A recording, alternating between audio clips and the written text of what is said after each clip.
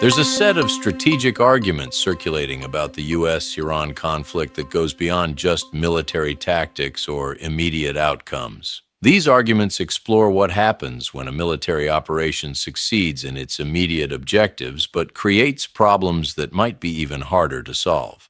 We're talking about strategic deadlocks, nuclear escalation scenarios, the possibility that Iran simply won't behave the way conventional wisdom expects, and questions about whether the global financial system can handle prolonged conflict in the Persian Gulf. Let's work through these arguments, see what evidence supports them, and look at where different analysts see major uncertainties and risks. The deadlock argument starts with a simple observation. The U.S. and Israel have achieved significant tactical successes. Khamenei is dead. Senior Iranian military commanders have been killed. Nuclear facilities have been struck. But what comes next? According to this analysis, there's no good military option going forward. A ground invasion to actually occupy Iran and install a new government would require hundreds of thousands of troops fighting across mountainous terrain against a population of 88 million people. That's not Iraq in 2003, which was 25 million people in mostly flat desert. The casualties could be staggering, and the U.S. military hasn't mobilized for that kind of operation. But pulling back after the initial strikes creates a different problem. If Iran's regime survives, reorganizes under IRGC control, and continues retaliating with missiles, it looks like the operation failed to achieve regime change. That creates what strategists call a perception of weakness, which can have real consequences in how other countries calculate their own security decisions.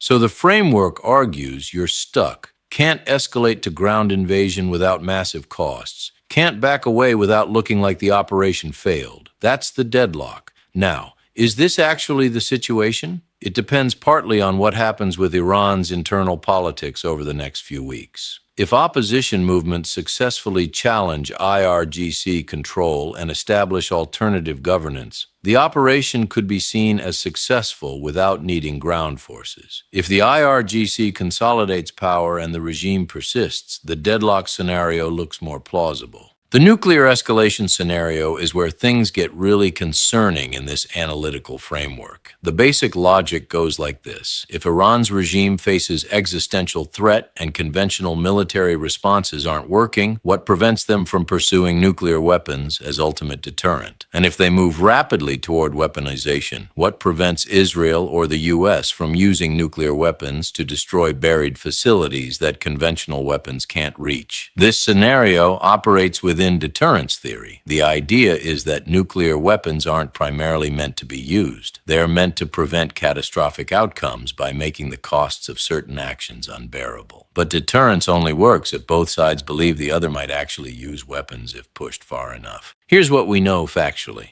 Iran has enriched uranium to 60% purity. Weapons grade is typically 90% or higher. The technical leap from 60% to 90% is smaller than from natural uranium to 60%.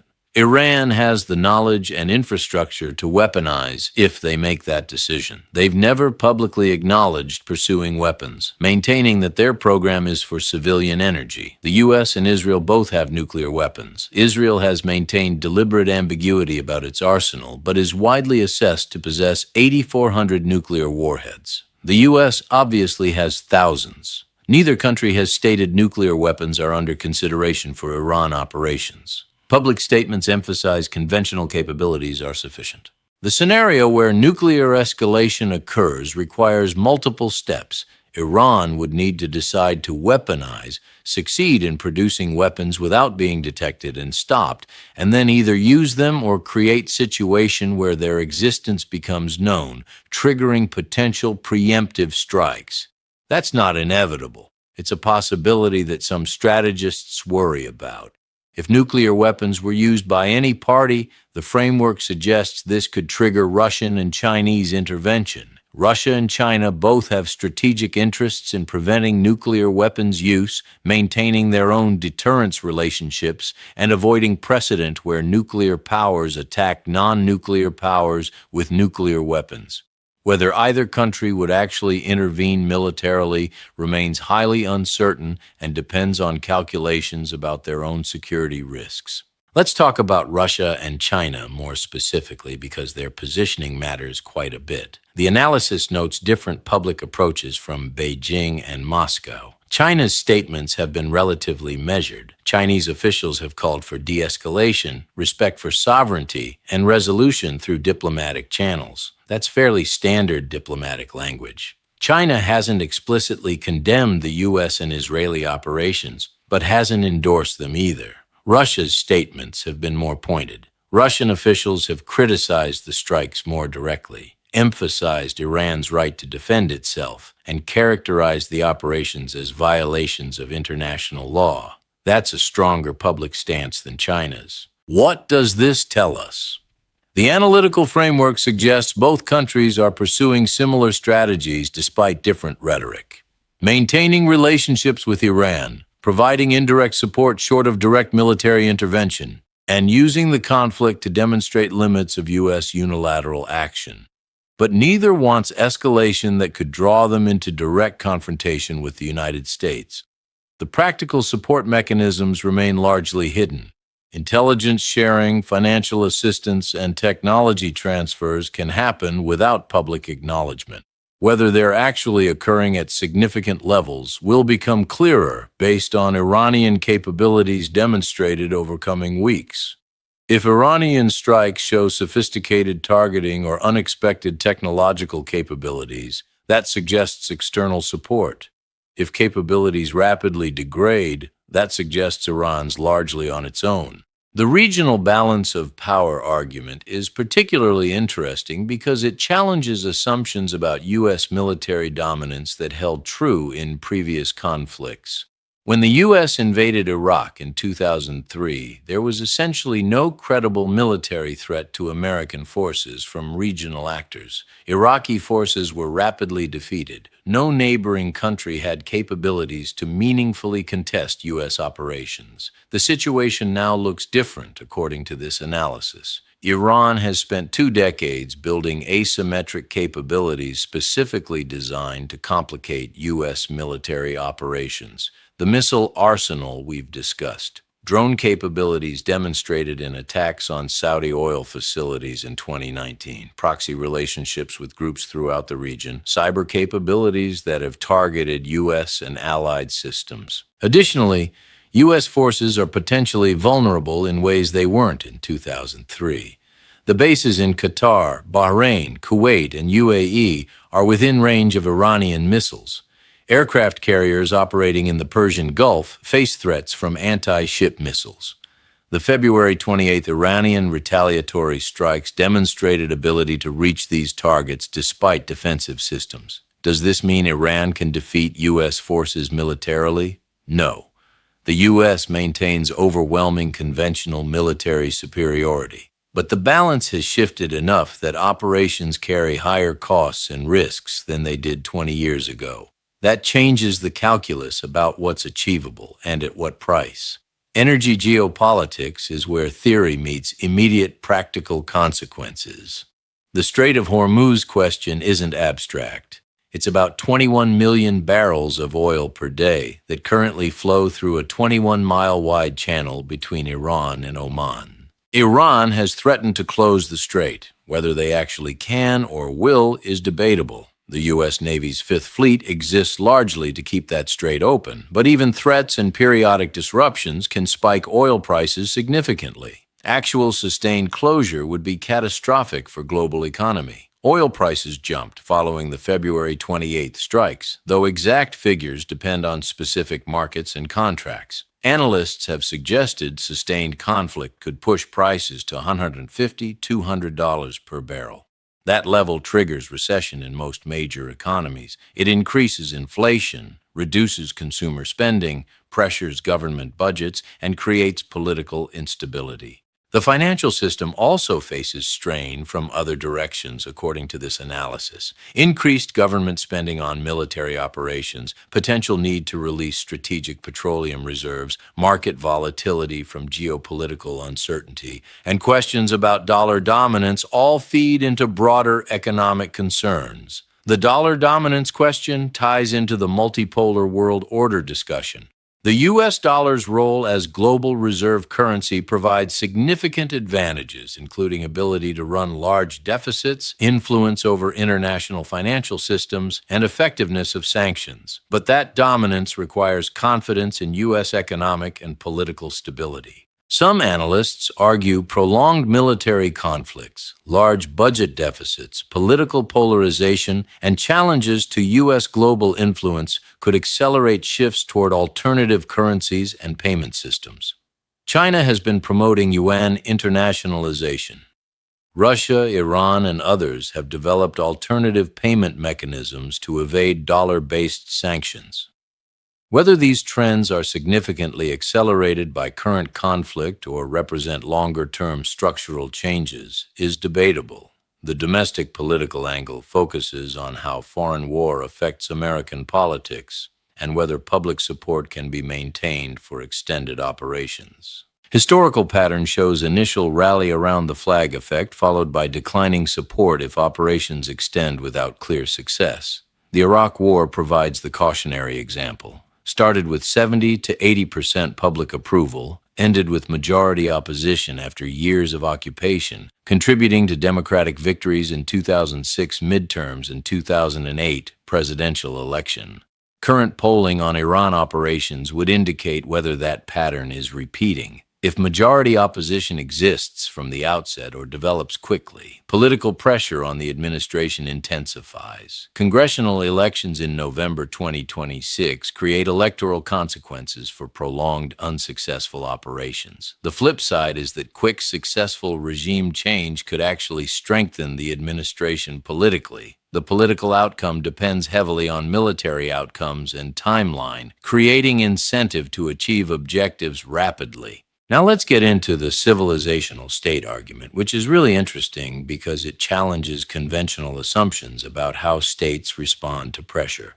The standard model suggests states calculate costs and benefits, and when costs become unbearable, they change policy or collapse. Economic sanctions plus military pressure should force Iran to either negotiate or face regime change. That's been the operating theory. The civilizational state framework argues Iran operates differently. The argument is that Iran sees itself not just as a modern nation state, but as the contemporary expression of Persian civilization stretching back thousands of years. From this perspective, temporary setbacks don't determine behavior. Long-term civilizational survival does. What's the evidence for this interpretation? Proponents point to Iran's history of resisting external pressure despite massive costs. The Iran-Iraq War in the 1980s killed hundreds of thousands of Iranians. The country continued fighting for 8 years. Decades of sanctions have crippled the economy. The regime has survived multiple protest movements through violent repression. The 30,000-plus protesters killed in 2025 to 2026 demonstrates the regime's willingness to impose catastrophic violence on its own population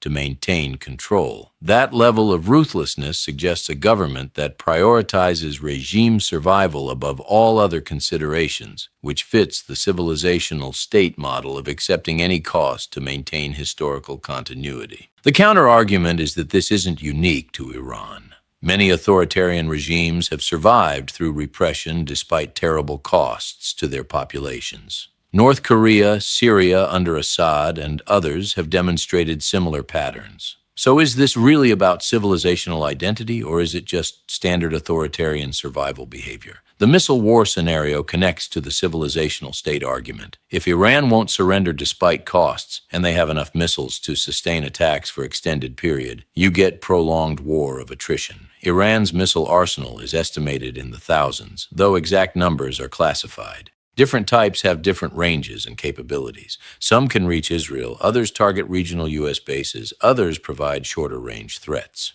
Israel's defensive interceptors are more limited. Each system has finite ammunition. Iron Dome interceptors number in the thousands but aren't infinite. Arrow and David's sling systems have smaller inventories of more expensive missiles. If Iran can sustain attacks faster than interceptors can be manufactured and delivered, the math eventually favors the attacker. That's the theoretical concern. In practice, it depends on whether Iranian missile production and storage facilities can be destroyed faster than Iran can launch attacks. It depends on U.S. and Israeli ability to provide additional interceptors. It depends on whether Iran's command structure can coordinate sustained operations while under continuous strikes. The actual outcome won't be known until weeks or months of operations reveal which factors matter most. The nuclear intervention scenario is where maximum escalation meets great power competition. The framework suggests that if either the U.S. or Israel used nuclear weapons against Iran, Russia and China might respond with direct military intervention to prevent precedent where nuclear powers attack non-nuclear states with nuclear weapons. This scenario assumes several things. First, that nuclear weapons would actually be used, which both U.S. and Israeli officials have not suggested. Second, that Russia and China would view such use as crossing a red line requiring response. Third, that they would risk direct military confrontation with the United States over Iran. Are these assumptions sound? We honestly don't know because the scenario hasn't occurred. What we do know is that both Russia and China have strategic interests in maintaining nuclear taboos.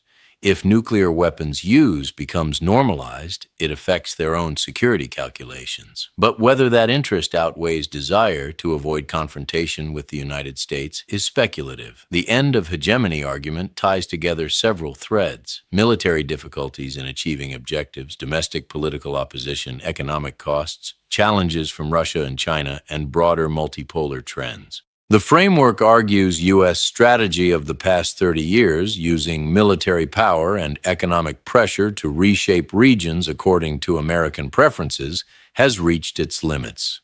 Iraq, Libya, Syria, Afghanistan, and now potentially Iran demonstrate the pattern. Initial military success followed by prolonged instability, failure to achieve sustainable political outcomes, and exhaustion of resources. This argument sees current events as inflection point where other powers recognize they can resist U.S. pressure, creating balancing coalition that constrains American action. The result is accelerated shift from unipolar to multipolar international order. Alternative interpretation suggests U.S. power remains dominant despite setbacks. The ability to conduct major operations against Iran, the weakness of Russian military demonstrated in Ukraine, and China's reluctance to risk economic relationships all suggest continued U.S. advantages. Temporary difficulties don't equal hegemonic decline. Which interpretation proves more accurate depends on outcomes we can't yet observe. Whether Iranian regime changes successfully, whether U.S. domestic politics turns against prolonged operations, whether Russia and China provide substantial support to Iran, and whether other countries view events as demonstrating U.S. strength or weakness. The Iranian leadership casualties are confirmed facts. Khamenei is dead.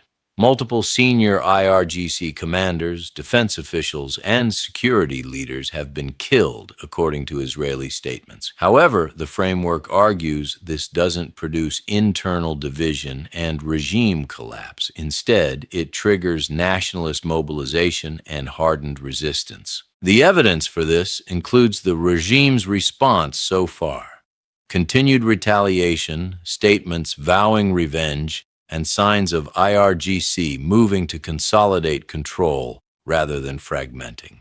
Whether this pattern continues or whether opposition movements successfully challenge security apparatus remains uncertain. The financial crisis scenario is the most speculative element. The argument suggests prolonged conflict could trigger crisis worse than 2008 through multiple channels: spiking energy prices, government debt increases from military spending, market volatility, questions about dollar stability, and potential for cascading failures across interconnected global financial systems.